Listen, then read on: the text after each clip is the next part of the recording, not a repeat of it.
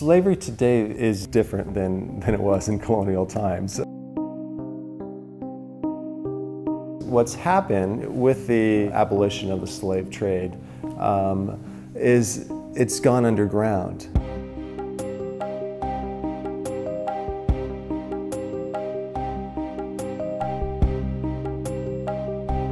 Now, we don't know if the person who is bussing our table at the restaurant is really in some sort of debt bondage or slavery. We just don't know, and so we have to do a little bit more research. We have to be more aware and a little bit more vigilant so that we can get the people the help that they need. The trafficker is often the person who creates this new reality for them, and so they feed them lies about how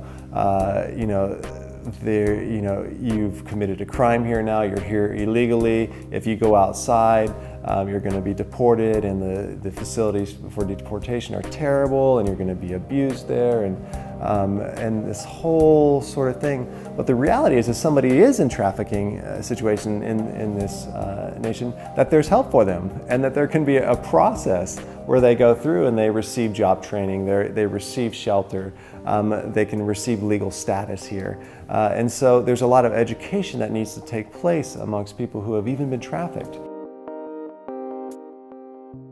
In the city of Long Beach, not too long ago, there was a gentleman who began to befriend the people who were working at the elder care home next door to him.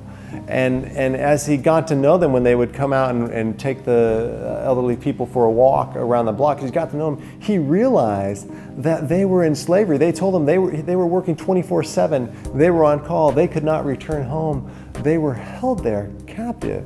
And as he realized, man, something is wrong here. And so he made some calls. He contacted different law enforcement. He finally got through and contacted the FBI. And they did an investigation. And sure enough, these people were working in elder care homes in a residential area, and they were able to be freed because this Good Samaritan neighbor was willing to develop relationship.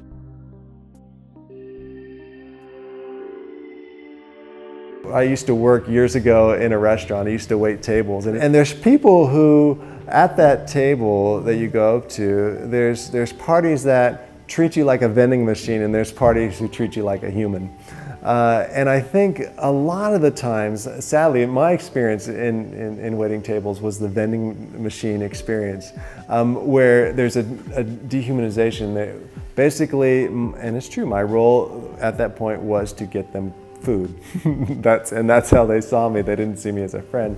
But unfortunately, there's a breakdown in relationship, and so when there's a breakdown in relationships within communities, when there's a lack of concern for other people around you, and we see people more as what is their function rather than who they are as a person, then there's the possibility for abuses to be hidden in plain sight. And then you throw in the additional aspect of the person who's working there having been coached to not reveal any information, because if they do, there's threats against them and their family.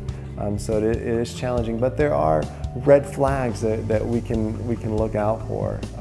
And the way to discern those red flags is to try to engage people at a relational level. Some of the red flags to look for: is there a way to know if that person is in control of their travel documents, their passport and their visa? A common tactic that traffickers use is to confiscate those documents, so then they're left here in a foreign country, oftentimes don't know the language, and the trafficker tells them, you can go out there, but no one knows who you are, and you're going to be deported, and terrible things happen to people who are deported. Another red flag, obviously, is: are they being compensated for their work? Are they being paid? Do they have the freedom to move about?